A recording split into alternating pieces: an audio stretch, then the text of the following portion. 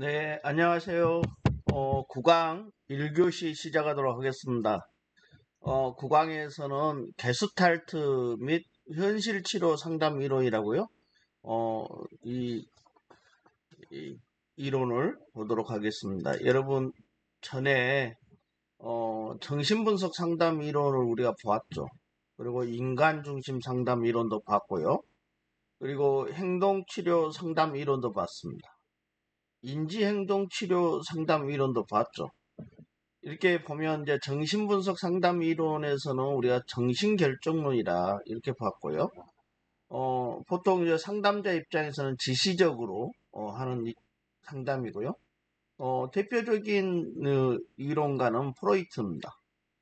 인간 중심 상담 이론은 이제 보면 인도주의적인 입장이다. 인간의 실존을 중시하는 입장이고, 여기는 그러니까 비지시적이었죠.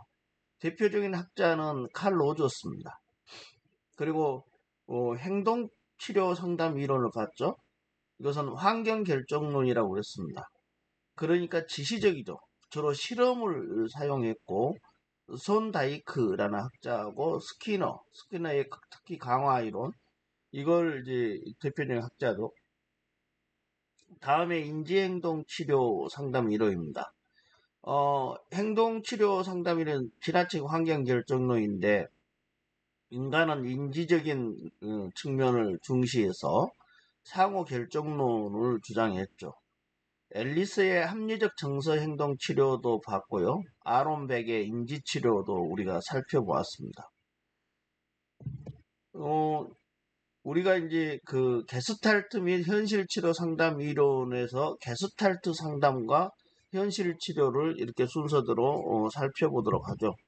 먼저 게스탈트 상담입니다. 게스탈트 독일어 같죠? 여러분, 독일어입니다. 이론적 배경을 살펴볼까요? 독일 출생의 유태인 정신과 의사죠. 펄스입니다. 펄스에 의해서 창안된 심리치료라고 할 수 있고요. 펄스는 오스트리아 빈에서 정신신경과 의사인 쉴더의 지도를 받았고요. 박사학위를 받은 후 분트의 실험 심리학에 심취했죠. 그러나 만족을 얻지 못했습니다. 실험 심리학은 여러분 인간의 행동과 정신 과정을 과학적 방법으로 연구하는 이제 주로 심리학이라고 볼 수 있습니다. 1926년에는 뇌손상 군인들을 연구하고 골드슈타인의 조교로 일했습니다. 그리고 골드슈타인과 게스탈트 심리학의 전체주의서를 태운 젤부를 만나면서 전체로서의 통합된 유기체 이론을 접했죠. 그리고 많이 깊은 감명을 받게 됩니다.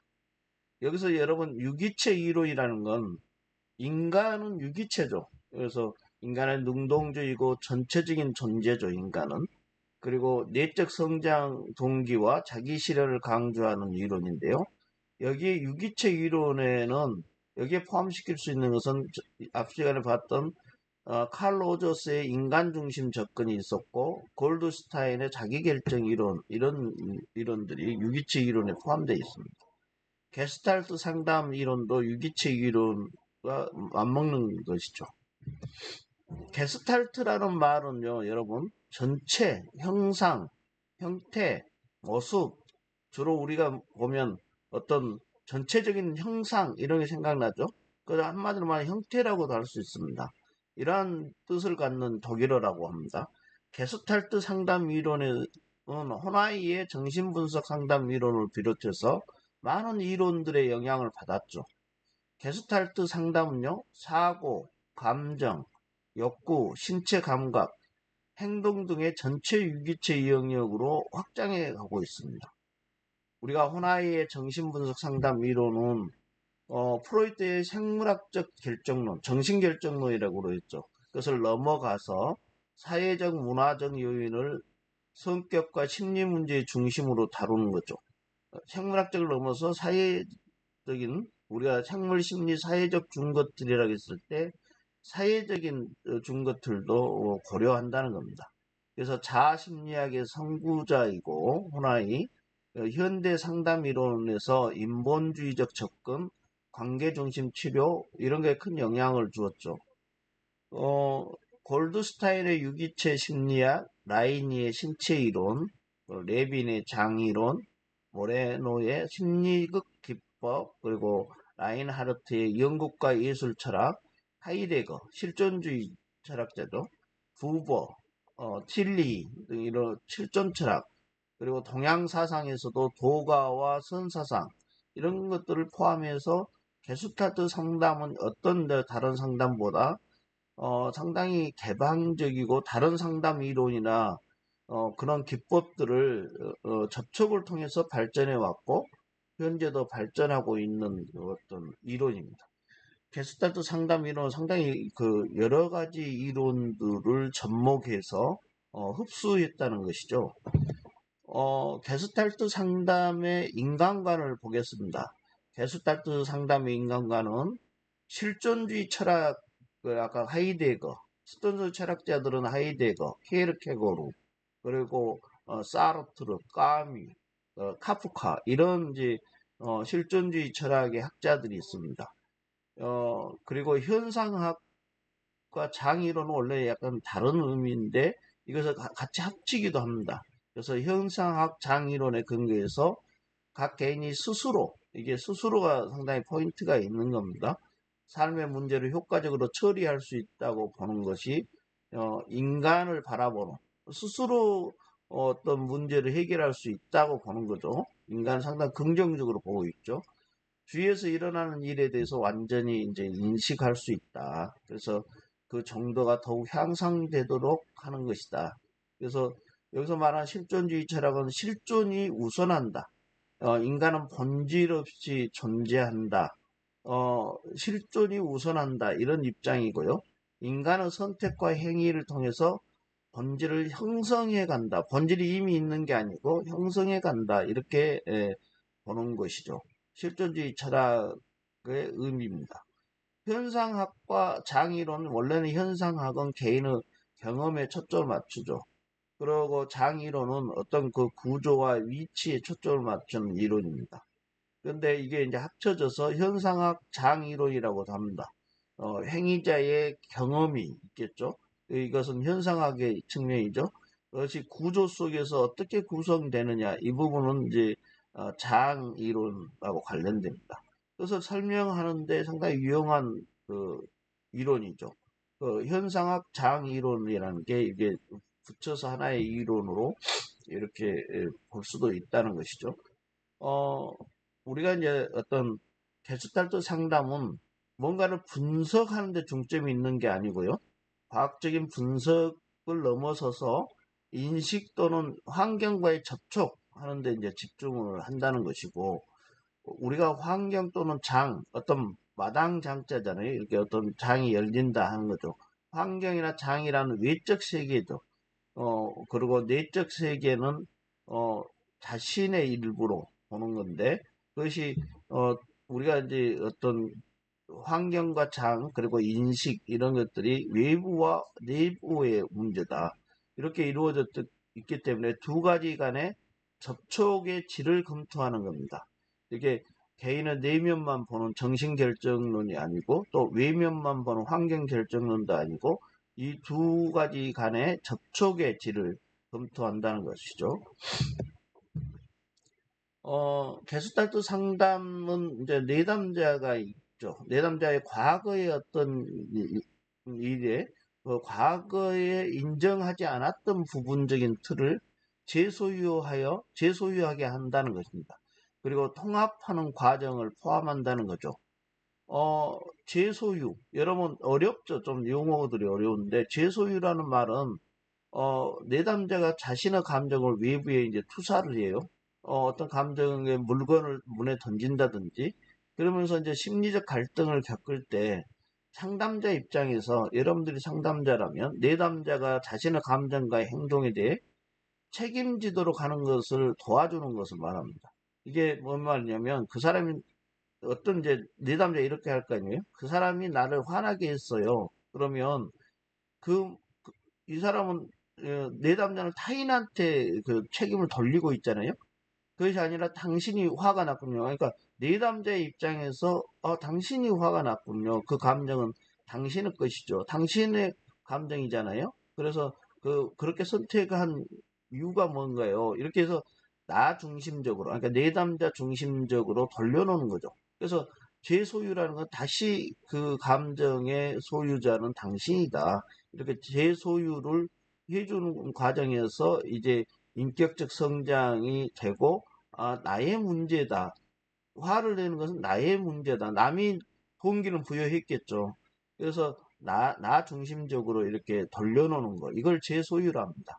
그래서 내담자가 그래서 상당히 내공이 강해질 때까지 차분히 진행하는 거죠. 그래서 게스탈트 상담에 진 인간을 그렇게 바라보고 또 그런 방식으로 진행을 차분히 한다는 거죠. 상담을. 그래서 이렇게 해야지 내담자가 자신의 내부나 주변에 일어난 일에 대해서 완전히 인식할 수 있고 자기 조절 능력을 갖추게 된다는 거예요. 남한테 탐을 돌리면 그것을 끝이지만 자기한테 돌려서 자기 조절 능력을 갖게 만들어준다. 이게 게스탈트 상담의 방식이죠. 그리고 게스탈트 상담은 인식이 지지되고 그러한 인식이 지지되고 재건되는 다시 환경과 기회를 제공해 주는 거죠. 상담자 입장에서. 그리고 그 과정에서 상담자가 내담자의 현재 경험과 신뢰에 머물 수 있도록 하고 내담자는 그것을 인식하고 접촉하고 통합이 향상될 수 있다. 이게 이제 한마디로 말하면 지금 여기에 머물도록 하는 것이죠. 지금 여기에 본인의 문제다. 본인이 지금 여기에 서 있기 때문에 거기서 머물러서 그것을 본인이 조절할 수 있게끔 도와주는 것이다. 그거죠. 게스탈트 상담이 말하는 인간의 변화라는 건 전혀 다른 존재가 되는 것은 아니죠. 원래 있는 그대로 자신을 완전히 받아들이는 것이죠. 화가 나는 것은 본인의 문제라는 것이죠. 화가 그것이 중요하고 내담자가 대해야 하는 사람이 되려고 노력하는 것이 아니라 지금 현재 입장에서 될 수 있는 만큼 완전히 존재하는 것. 그러니까 실존주의도 그렇죠. 현존재를 중시합니다. 현재 지금 여기에 있기 때문에 지금 여기에 내담자의 어떤 그 있는 그대로의 그리고 그만큼 될 수 있는 것으로 자각하도록 해주는 것이죠. 지금 여기입니다. 이제 게스타트 상담 이론에서요. 주요 개념들을 살펴보죠. 여기 그리고 지금 이게 이제 게스타트 상담의 중요합니다. 어떤 결정의 힘은요. 현재에 있죠. 항상. 과거에 있지도 않고 미래에 있지도 않잖아요. 결정하는 힘은 지금 현재에 있는 것입니다. 모든 게. 그래서 그걸 굉장히 강조하는 상담 이론이죠.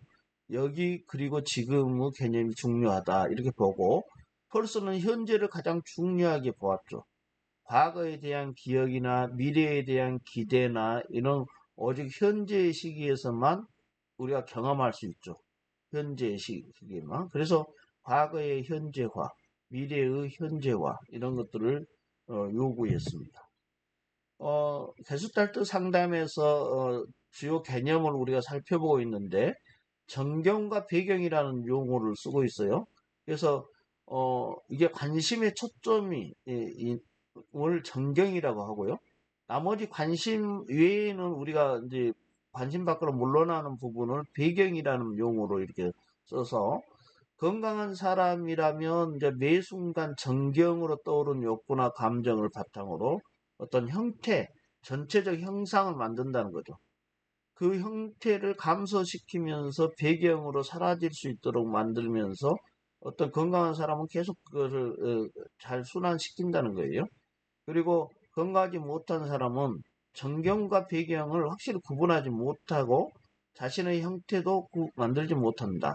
어떤 형상, 자기의 욕구를 어떤 욕구인지도 제대로 분간이 안 된다는 거예요. 관심 있는 초점과 관심 밖의 배경을 구분하지 못하니까.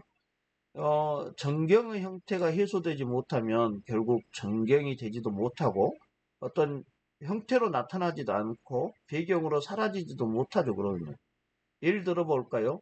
여러분도 많이 겪어보는 것들이 많이 있을 겁니다. 그러나 이제 이걸 보면 상실의 슬픔이 있어요. 어떤 상실을 했겠죠. 그 슬픔이 있는데 이게 이제 전경이에요. 원래 관심의 초점이죠.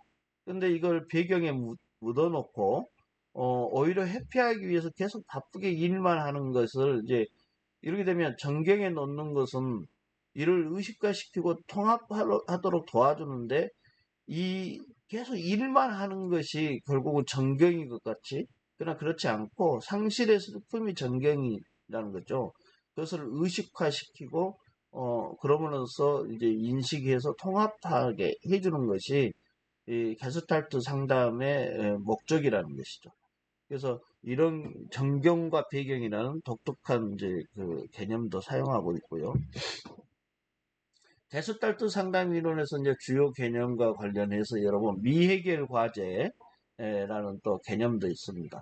어떤 상황적 여건에 따라서 이를 해결하지 못했거나 형태 형성 자체를 방해를 받았다. 아까 전경과 배경을 제대로 구분하지 못해서 형태를 형성하지 못했다.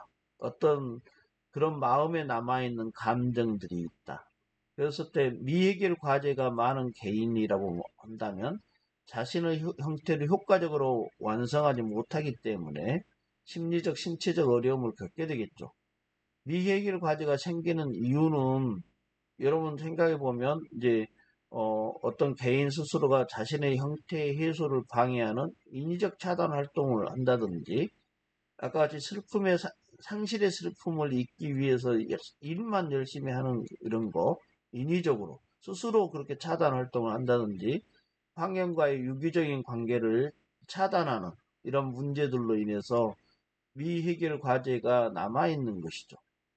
게스탈트 상담의 목표는요, 여러분. 그러니까 미해결 과제를 완결 지을 수 있도록 차단 행위를 일단 알아차리도록 하는 것이죠. 일만 그렇게 열심히 하는 이유가 당신이 아직도 상실의 슬픔이 미해결 과제로 남아있어요. 그것을 드러내라는 거죠. 어떤 형태로 전체적인 형상이 보이도록 떠올리게 하는 거. 이거 알아차림이라고 하고 표현하도록 하는 겁니다. 이별의 감정이 정리되지 않아서 새로운 관계에 몰입하지 못하는 경우가 있죠. 그러니까 이런 경우에 그 이별의 감정, 상실의 슬픔, 이런 것을 알아차려라. 이렇게 하는 겁니다. 그것이 게스탈트 상담의 이제 목표가 되는 것이죠.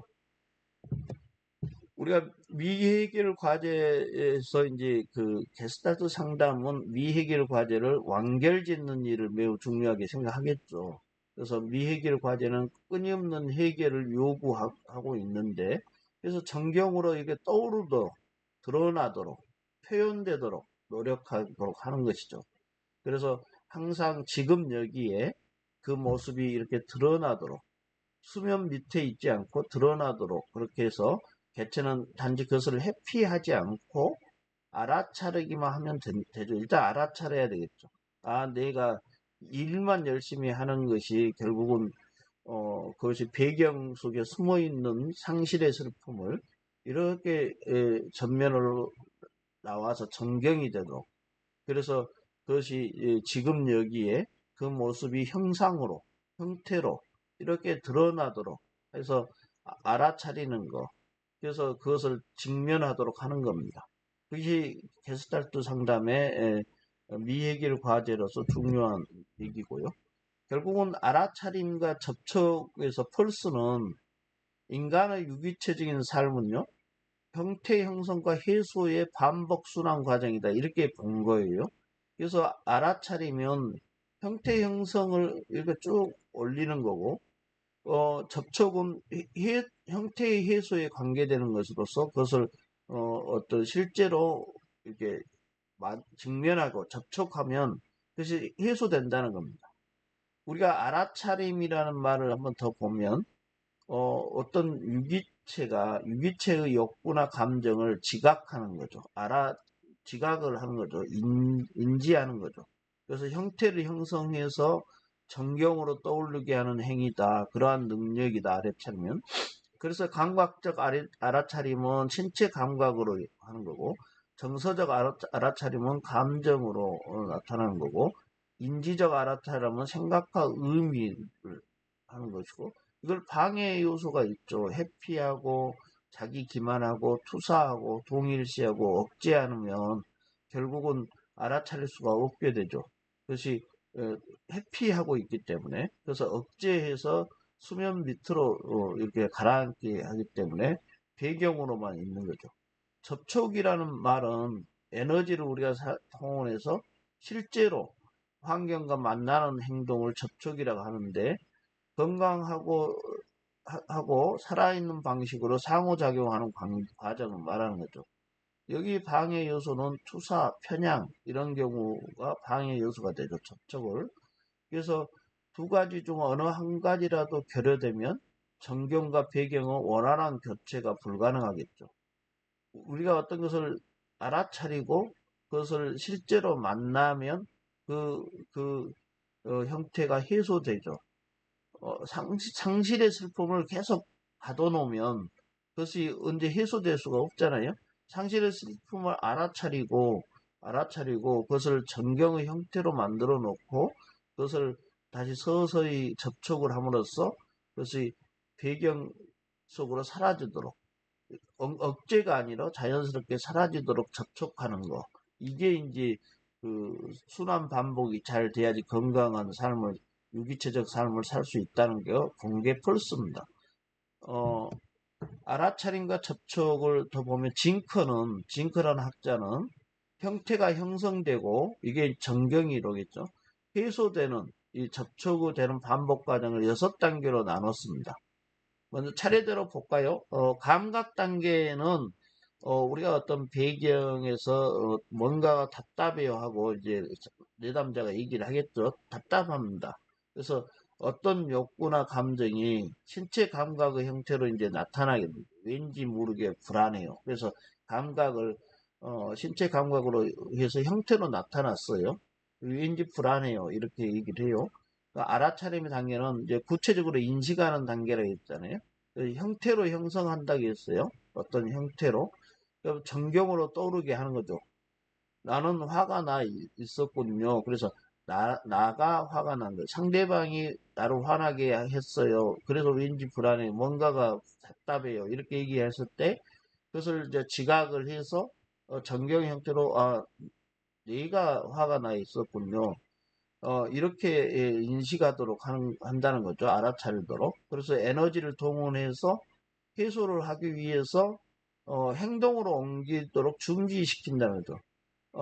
어떻게 말을 꺼내야 할지 고민돼요. 이렇게 이제 말을 꺼내야 되겠죠. 말을 꺼내도록 준비하는 고민 단계죠. 준비 단계. 이게 에너지 동원 단계라고 하고요. 행동 단계가 있죠. 이제 행동을 하라는 거죠. 직접. 그래서 내담자가 그래서 엄마에게 처음으로 제 감정을 말했어요. 행동을 했다는 거예요. 그래서 행동 단계를 유도를 하는 거죠. 접촉 단계가 있죠. 그래서 자기 자신과 타인과 진정한 만남을 경험하도록 하는 것이죠. 상대방과 솔직하게 마주했어요. 엄마와 솔직하게 마주했어요. 말을 하고 마주했다. 이런 부분이 이제 행동 단계, 접촉 단계라는 거고요. 해소 단계는 문제 상황이나 감정에 대한 완결감을 느끼고 내면적 통합을 경험하도록 하는 거예요. 이제 그 일에 대해 정리가 된 것 같아요. 내담자 이제 그렇게 얘기를 하겠죠. 그럼 이제 배경으로 물러나서 다시 안정을 찾고 미해결 과제가 억압된 감정들까지 이제 수용하게 되어서 결국 인간의 인격의 통합을 가져오게 할 수 있다. 이러한 이제 6단계를 거친다는 겁니다. 그리고 나서 또 그 이후에 에너지가 다음 과제로 전환되겠죠. 이러한 반복 순환적인 것이 계속돼야지 이제 건강한 그 어떤 내담자가 되는 것이죠. 그래서 그런 능력, 이런 과정을 통해서 이렇게 변화하는 그러한 이제 그 알아차림과 접촉의 단계를 살펴보았습니다. 우리가 게스탈트 상담에서 어떤 상담의 목표는 외부에 투사하죠. 화가 나서 물건을 던진다든지, 뭐 예를 들어서 욕을 한다든지 투사를 하는 겁니다.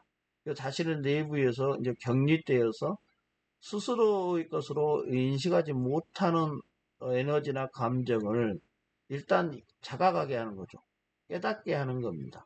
감각적으로 하고 인지적으로 지각하게 하고, 그래서 이것을 통합해 주는 것이죠. 그러면서 내담자가 성장하도록 하는 거, 이게 이제 게스탈트 상담의 목표가 되는 것이고, 펄스는 인간의 심리 과정에서 서로 대립된 요소가 있을 경우 심리적 장애나 고민이 생긴다고 봤어요. 게스탈트 상담은요, 내담자로 하여금 삶의 자연적인 한 부분으로서 현실적 고뇌를 수용하도록 하는 거죠. 그리고 그것을 극복하도록 도와주는 것이다. 상담 자체가 상당히 이제 어떤 서비스적인 측면에서 도와주는 것. 상담 자체가 하나의 돌봄이다. 그리고 그것을 수용이라는 게 있는 그대로 받아들이는 것이죠. 수용을 하고, 그래서 그런 고뇌를, 고통을 극복하도록 하는 것이 게스탈트 상담의 목표라는 것이죠. 그렇게 하기 위해서 여러분 게스탈트 상담자가 여러분이 됐다면 어떤 어떤 일을 할까요? 역할을 할까요? 어떤 개인으로 하여금 지각, 정서, 행동 등의 조직화된 전체를 회복하도록 하는 돕는 것이죠. 여기서 항상 게스탈트 자체가 전체, 형상, 형태 이런 것들이라고, 게스탈트가 전체를 의미한다고 했죠. 그래서 전체적으로, 우리가 유기체적으로, 유기체는 전체를 이렇게 회복하는 게 중요하다고 했고, 그럼 폴스는 이제 개인과 환경을 통합적으로 봐야 한다, 이렇게 계속 얘기를 하죠. 개인만 바라볼 때 성신결정의 문제만 바라볼 게 아니고 환경 결정의 문제만 바라볼 것도 아니라겠어요. 기존의 상담은 그렇게 나누어 봤는데 통합적으로 봐야 한다, 이렇게 보고, 내담자의 내면의 자각과 알아차림을 방해하는 장애물을 극복해 줘야 되겠죠. 아까 투사나 억제나 이런 것들을 이것들로부터 이렇게 자연스럽게 드러나도록 알아차림이 중요한다 했어요. 도와주는 역할을 하는 것이고, 상담자는 내담자 자신의 본성에 따라 그 존재를 실현해 가도록 허용하는 거예요. 본성은 그 존재가 제대로 그것들이 그대로 표면으로 나오도록, 그래서 그것을 접촉해서 해소시키도록 그것을 도와주는 것이고, 스스로 문제를 발견하도록 안내해주는 안내자도 되죠. 상담자는 안내자도 되죠. 게스탈트 상담자의 역할은 내담자에게 교사, 이거는 교사라는 게 뭔가를 시키는 것을 말합니다. 교사범이 있어요. 범죄론에서도 단순히 도와준 게 아니라 지시적으로 시켜요. 그리고 지도자도 당연히 지시적인 측면이 있죠. 그래서 그렇게 직접적으로 지시하는 것보다 하나의 거울, 하나의 이제 일종의 모델과 같은 역할도 하라는 거죠. 스스로 상담자가. 우리가 이제 게스탈트 상담의 상담 과정을 살펴볼까요? 우리가 게스탈트 상담은 내담자가 지금 여기의 경험을 통해서 자기를 충분히 자각하는 것, 이게 굉장히 중요시 한다는 것이고, 그렇게 해서 지금 여기의 경험을 드러내면 부적응 행동의 본질과 그 자체가 자신의 삶의 장애물이었다는 것을 알 수 있도록 돕는 과정이다, 이렇게 봤고, 우리가 상담의 발달 단계는 지속적이고 종단적인 행동의 분석으로 이루어진 것은 아니고, 종단적이라는 것은 우리가 이제 길게 보면서 어떤 행동을 분석하는 거, 이렇게 보는 게 아니고 각 상담 장면 내에서 발달 단계가 포함되어 있다고 보는 겁니다. 이게 이제 이 과정에서 상담을 통해서 자각을 증진시키고 여러 가지 기법과 상담 방법을 제시하는, 이 이제 상담 어떤 내용 면에서 보자는 거예요. 시간적으로 이렇게 쭉 보는 게 아니고. 그래서 내담자는 차단된 욕구와 감정이 이제 다루어지고 훈습을 거쳐서 종결에 이르게 됩니다. 아까 차단된 욕구와 감정이 있다는 것이었죠. 내담자가 상실의 어떤 슬픔을 차단해 놓은 것이죠. 그러한 욕구나 감정을 다루고 훈습을 거쳐서 종결을 이루는데, 훈습이란 말은 저번에도 몇 번 나왔는데, 개인이 외부의 신념이나 가치, 규범을 비판적 사고 없이 그대로 받아들이고 내면화하는 것. 이게 이제 우리가 사회인이 된다는 것은 일단 내면화돼야 되는데, 외부의 신념과 비판적으로 싸우고 있으면 곤란하다는 거죠. 일단은 특히 어린아이들은 이것을 비판적 사고 없이 이미 만들어진 신념이나 가치, 규범, 우리가 좋다고, 사회에 좋다고 생각되는 어떤 규범들을 이렇게 받아들이는 거예요. 받아들여서 일단 내면화해야지 자신이 이제 어느 정도 성장을 하죠.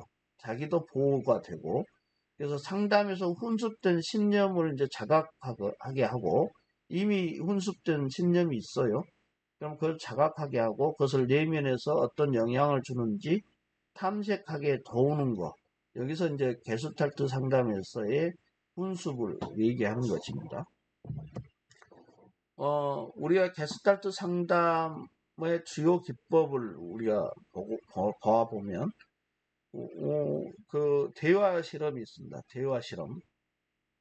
여러분들이 이제 상담자가 되고, 내담자의 인격에서 분열된 영역을 발견하게 돼요. 그러면 그 부분들을 대화를 통해서 분열된 자기 부분들을 통합시켜 주는 것이죠. 이것은 대화를 통해서. 수단이, 기법이 대화라는 겁니다. 내담자는 대표적인 내적 분열은 보통 이제 내담자들이 우월한 자와 열등한 자의 대립을 스스로 내적 분열을 있는 것이죠. 그러면 갈등이 일어나잖아요. 우리가 칙갈자라고 했죠. 갈등이란 마음에 갈등이 일어나면 우월한 자와 열등한 자가 각각의 입장에서 대화하도록 하는 겁니다. 각각의 입장에서 대화하도록 하고 스스로 이제 내면을 통합시켜가는 것을 도와주는 이제 실험 기법, 이것을 이제 대화 실험이라고 하고요. 비의자 기법이 있습니다. 이게 드라마에서도 많이 보셨는지 모르지만 이게 이제 게스탈트 상담에서 흔히 사용하는 기법인데, 상담 장면에 오지 않는 사람이 있을 거 아니에요? 이미 돌아가신 아버지가 있다. 그래서 이제 어떤 상관 있는 사건을 다룰 때 돌아가신 아버지가 빈 의자에 앉아 있다고 이제 상상하게 만듭니다. 내담자를. 그래서 아버지에게 하고 싶은 말을 다 하도록 해요. 아버지가 빈 의자에 앉아 있어요. 그래서 그렇게 하고 빈 의자와 대화하도록 하죠. 그럼 이제 거부감을 느끼는 내담자가 있지만 이제 잘 설득을 해서 대부분 내담자는 이제 이 기법이 쉽게 적응을 하게 됩니다. 그래서 빈 의자에 앉아 있는 돌아가신 아버지에게 우리가 이제 그것을 상상하기 위해서 계속 대화를 하도록 하죠. 그것을 빈 의자 기법이라고 합니다. 이런 빈 의자 기법은 우리가 중요 대상에 대한 간접적 표현이 아니잖아요. 직접적으로 대화하도록 만들어주는 것이 특징이고, 간접 묘사에 비해서 직접 대화에서 내담자가 문제 상황과 함께 다양한 행동을 직접 살펴볼 수 있죠. 어떠한 감정을 이렇게 표출하는지, 그것을 직접 관찰할 수 있잖아요. 상담자 입장에서. 그러니까 내담자의 행동이나 감정을 이해하게 되고, 그러면 공감하기 아주 유효하죠. 용이합니다. 그래서 알기 쉽죠. 비의자 기법은 과거나 미래 사건은 현재 사건을 경험할 수 있죠. 어떤 과거의 어떤 경험이나 미래의 어떤 기대를 거기에 이렇게 대화를 통해서 얘기를 현재 하고 있기 때문에 현재 사건이 되는 겁니다. 그게 현재 사건이 되고 그것을 경험할 수 있죠. 이러한 비의자 기법을 통해서 내담자는 이러한 사건들의 현재 의미를 스스로도 이제 이 대화를 하다 보면 탐색을 할 수 있죠. 그것을 실험하는 겁니다. 우리가 게스탈트 상담의 주요 기법들을 이렇게 보고 있는데, 투사놀이라는 것도 있습니다. 여러분, 투사의 역동성이 있죠. 직접 자기의 내면의 감정을 밖으로 던지는 것을 투사라고 합니다. 그 에너지가 상당히 나타나는 장면들이죠. 내담자가 자신을 수용하기 어려운 부분을 타인의 모습을 통해서 명확히 보는 것이죠. 투사 놀이 같은 것이 있으면 일부 사람들은 자신이 경험한 감정을 부인하고 그 원인을 타인에게 돌리기 위해서 에너지를 지나치게 낭비합니다. 그래서 이제 집단에서 이렇게 보면 한 개인이 다른 사람에게 하는 말들은 사실 자신이 가진 어떤 속성의 투사인 경우가 많죠. 타인이 본인을 화나게 했던 것은 맞을 수 있습니다. 근데 그 화나게 만들어도 본인이 그것을 수용하거나 뭐 그럴 수 있다고 이해하면 되는데 자신이 어떤 그 불안함 요소가 있어요. 그런 행동에 대해서. 그렇다면 자신이 그 속성을 밖으로 이렇게 투사하는 거죠. 에너지를 분사하는 거죠. 그런 것은 본인의 문제다. 이게 이제 투사놀이의 핵심입니다. 그래서 이제 내담자가 상대방의 입장에 대해서 불신감으로 인한 내적 갈등을 어느 정도 일으키는지 알아볼 수 있는 것이죠. 어, 상담자는 특정 참여자가 그 집단의 다른 구성원에게 실험적인 말을 해보도록 요구할 수 있는 겁니다. 그래서 어떤 그 특정 참가자로 하여금 실험적인 말을 투사하게 만드는 거죠. 그러면 이제 내담자 입장에서 봤을 때 그 특정 참여자의 실험적인 말, 투사죠. 투사적인 말이겠죠, 이게. 그러면 그게 이제, 그렇게 투사하지 않아야 될 것 같은데, 그것을 투사하는구나. 그럼 나도 그렇게 할 수 있겠네? 하는 그러한 이제 그 투사 놀이를 하다 보면 그러한 그 메커니즘을 이해할 수 있게 된다는 것이죠. 과장 실험도 있습니다, 여러분. 게스탈트 상담의 주요 기법에서 우리가 과장 실험도 있는데요. 이 내담자가 그 신체 언어로 표현하는 미시한 신호나 의미를 알아차리는 것이 이제 과장 실험의 목표인데, 내담자의 행동이요, 핵심 단서를 전달할 수 있지만, 아닌 경우도 있어요. 숨겨져 있는 경우도 있고, 그래서 특정 행동에 대한 감정을 강하게 하고, 내적 의미를 보다 분명하게 만들기 위해서 그 행동이나 몸짓을 과도하게 유도해 보는 것. 그래서 신체 언어의 한 변형으로서 이제 언어적 행동도 과장 개입에 적합하며 그리고 이제 내담자가 미묘하게 방어하려는 말을 반복시킵니다. 그것은 말을 반복을 계속했는데 그 과장되게 과장된 행동과 함께 이렇게 과도하게 유도해 보는 거죠. 그럼 그 부분이 드러나게 됩니다. 그래서 그 부분에 그 말에 미세한 신호나 의미를 알아차리는 거죠. 스스로 알아차리는 것입니다. 본인이 이렇게 그 미세하게 감춰놨던 감정이 드러나게 되는 거죠. 과장실을 반복할 때마다 더 크게 말하도록 요구합니다. 더 크게 과장되게 얘기하라는 거죠. 그럼 내담자가 스스로 말을 이제 이전보다 더 주의를 기울일 수 있게 되잖아요. 여기 얘가 말하는 것의 의미가 그렇게 그 어떤 의미, 미세하게 숨겨진 감정이 드러나게 됩니다. 스스로도 이제 알아차리게 됩니다. 이러한 과장 실험은 과장에서 말을 하다 보면 본인 스스로 주의를 기울이게 되죠. 행동 연습도 있습니다. 펄스는 이제 우리 사고의 대부분은 행동 연습이다 이렇게 보죠. 사고를.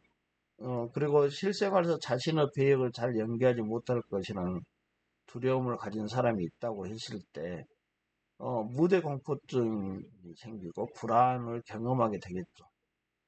내적 연습은 에너지를 지나치게 소비시키고 심한 경우 새로운 행동을 해보려는 의욕과 자발성을 감소시킵니다. 내적 연습은. 그래서 치료 집단이 있고요. 여러 가지 집단 치료 방식인데 구성원들이 행동 연습을 실험에 참여하게 되면서 점차적으로 타인의 기대에 대한 반응 방식을 비롯하여 수용하게 된다. 이게 무슨 말이냐면 그 인정과 사랑을 받으려는 정도, 인정을 받고자 하는 자신의 노력에 대한 영역 등에 대해서 깨닫게 되죠. 내가 너무 잘하려고 하는 거죠. 그래서 어떤 타인의 기대의 반응을, 그런 것들을 이제 어느 정도 있는 그대로 받아들여야 되는데 너무 잘하려고 하는 그런 측면 때문에 그 불안이 스며들어 있다는 것을 깨닫게 됩니다. 우리가 게스탈트 상담의 주요 기법을 여러분 계속 우리가 살펴보고 있는데, 역전 기법도 있습니다. 그래서 특정 증상이나 행동을 그걸 토대로 해서 이제 잠정적 충동의 반대 형태로 드러나기도 해요. 그래서 상담자는 지나치는 억압과 소심함으로 해서 고통받는 사람이 있으면 집단 상담을 통해서 오히려 거꾸로 억압을 하지 말고 노출증 환자의 배역을 맡겨주는 거죠. 그래서 역전적으로 그런 행동을 하도록, 그런 배역을 하도록 그렇게 요구할 수 있어요. 내담자가 이제 불안함과 바로 그 자체에 맞닥뜨리게 함으로써 내담자를 내면에 숨겨진 채로 부인하고 싶은 어떤 자신의 일부분, 이걸 직면하게 하는 거죠. 여러분, 직면 기법을 이렇게 역전 기법이나 직면하게 하는 것들은 항상 저번에 이제 상담 이론에서 얘기했지만 상당히 라포가 형성돼야 됩니다. 스스로 상담자와 내담자의 상당한 라포, 일종의 신뢰관계가 깊게 형성됐을 때 쓰는 기법이라는 것은 전제되어 있어야 됩니다. 여러분들 만약 상담자라면 그냥 얼마 신뢰관계가 없는데 이런 직면 기법을 쓰거나 그러면 오히려 역효과가 날 수 있습니다. 이러한 기법을 내담자가 부정하려고 노력하던 자신이 가진 속성을 수용하도록 도움을 주는 것이죠. 그래서 지나치게 내가 억압 기제를 사용하고 있다. 이것을 이제 반대 역전 기법을 가지고 일종의 그것을 본인이 가지고 있는 속성이 그렇구나. 내가 좀 너무 지나치게 소극적인 소심한 성격을 가지고 있구나. 이걸 수용해서 차차 나아지게 만드는 것이죠. 여러분, 둘러보기도 있습니다. 게슈탈트 상담에서 주요 기법에서 둘러보기가 있는데요. 집단 중 한 사람이 이렇게 다른 이들을 둘러보게 하고 각 사람과 말을 하거나 무언가를 하도록 유도하는 기법 중에 하나입니다. 집단의 한 구성원이 난 이 집단에 참가하고 싶어요. 여기 앉아 있어요. 그러나 여기 있는 사람들을 믿지 못하기 때문에 뒤로 물러서 있어요. 그래서 이 집단원들의 시간을 보낼 가치가 없는 것 같아요. 이렇게 이제 자기의 말을 한단 말이죠. 상담자는 내담자에게 당신이 이 모임에 더 깊이 참여하도록 지금 당장 무엇인지 해보세요. 이렇게 유도를 하죠. 유도를 합니다. 그래서 신뢰감과 자신감을 갖도록 노력해 보시겠어요? 이러면서 계속 유도를 하죠. 건의를 합니다. 그래서 그렇게 하겠다 확실하게 대답하면 이제 각 사람들 사이에 두루 돌면서 이 문장을 모든 사람에게 전달해 보세요. 이렇게 말을 하고, 나는 당신을 믿을 수 없어요. 왜냐하면 이라는 제안을 하도록 하고, 다양한 훈련을 제안하고, 그래서 다른 사람들의 관계를 형성되도록 도울 수 있죠. 내담자가 들어온 일들을 잘 해결할 수 있도록 도울 수 있어요. 내담자가 계속 뒤에서 빠져서 참가를 제대로 하지 않으면 그것을 계속 참여하도록 이렇게 제안하고 권유한다는 거죠. 또 주요 기법 중 느낌을 지속하기도 있습니다. 내담자는 이제 두려운 자극이 있으면 그 탈피하기를 원하고, 불쾌한 감정이 들어오면 피하기를 원하죠. 이건 이제 보통 내담자가 그것이 지나치다는 것이 모든 사람들이 가지고 있는 어떤 성향이잖아요. 상담자는 내담자가 현재 어떤 두려움을 가지고 그 경험을 회피한다든지, 회피하고 싶은 감정을 계속 지속적으로 한다든지, 그럴 때 이제 이러한 이제 불쾌한 감정, 기분에서 벗어나고픈 한 욕구가 있을 거 아니에요? 그럼 그것을 잘 활용하는 기법입니다. 우리가 이제 감정에 직면하게 하는 것도, 이것도 직면이죠.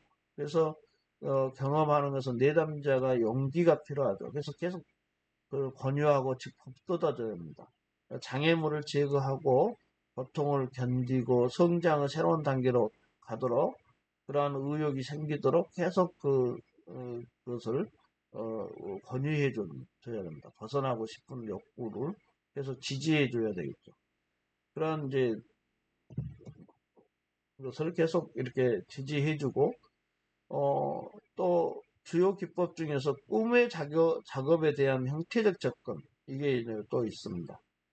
우리가 지난 시간에 배웠던 정신분석적 접근에서는 꿈을 해석하거나 분석하는 게 프로이트의 방식이었죠.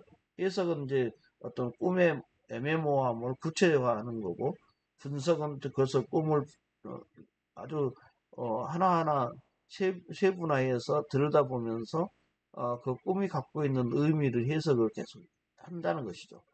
이렇게 했다면 게스탈트 상담은 이제 꿈을 현실화하고 재현시키는 것을 유도하는 겁니다.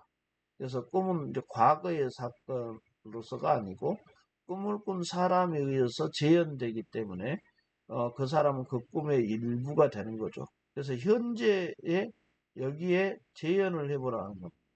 벌써는 꿈을 인간 실존의 가장 자발적 표현이다 이렇게 봤어요. 그래서 꿈은 미해결 과제가 나타난 해결되지 못한 상황이나 성취되지 못한 바람이나 그 이상의 것이 꿈으로 나타난다는 거죠. 그래서 모든 꿈은 인간 자신의 실존적인 메시지를 던진다는 거고 그거야 이제 현실과의 투쟁을 내포하고 있는 것이죠. 이렇게 이제 펄스도 꿈을 상당히 이제 긍정적으로 보고 있잖아요. 그래서 꿈은 내담자의 성격에서 결핍된 부분 그리고 그 자신이 회피하고자 하는 방법의 표현이다 이렇게 보고 성격의 결점을 발견할 수 있는 단서이기도 하다 이렇게 보고 꿈을 기억하지 못하는 것도 잘못한 해석을 하고 있어요. 우리가 꿈을 꾸잖아요. 누구나 꿈을 꾼다고 그래요. 기억하지 못한다는 것은 그 자신의 삶에서 잘못된 것에 직면하기를 거부한다는 것이죠. 그것이 증거라는 겁니다. 그래서 펄스가 그렇게 이해했다는 거예요.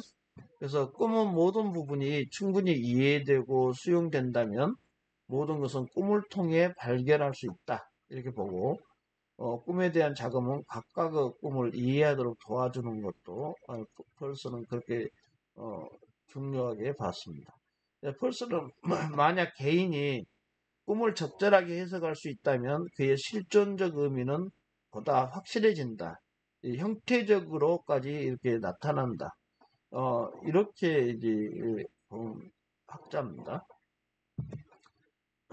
우리가 이제 게스탈트 상담 이론을 쭉 보아왔습니다.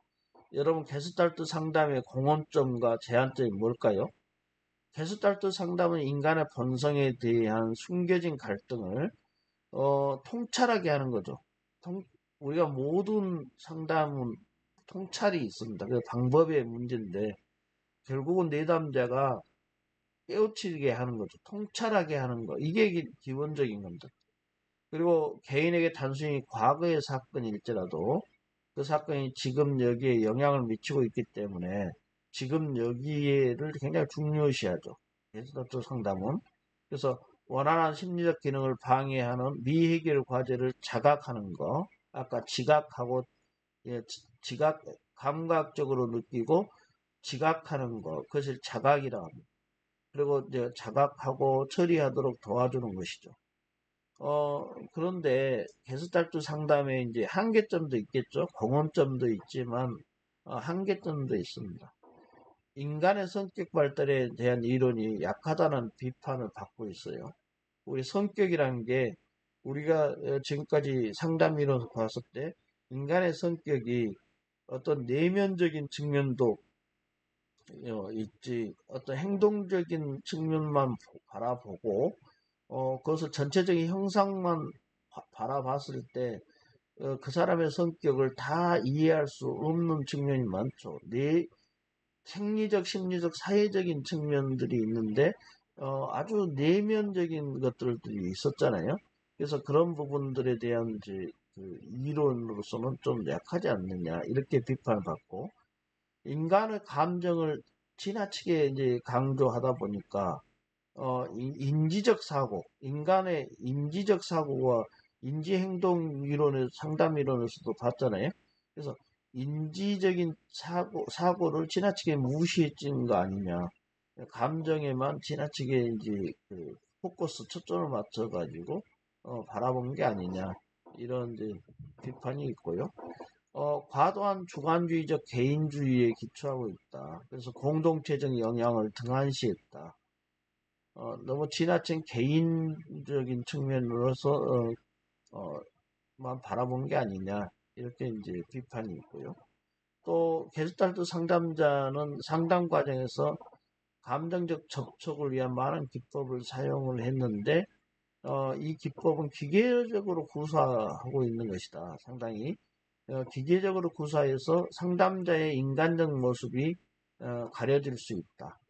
상담자가 너무 이런 기법들이 대부분 기계적으로 구사한 측면이 있지 않냐 이런 한계점들을 우리가 제시하고 있습니다. 여러분 오늘 국강 1교시에서는 게슈탈트 상담 이론에 대해서 살펴보았습니다. 강의 듣느라 수고하셨습니다.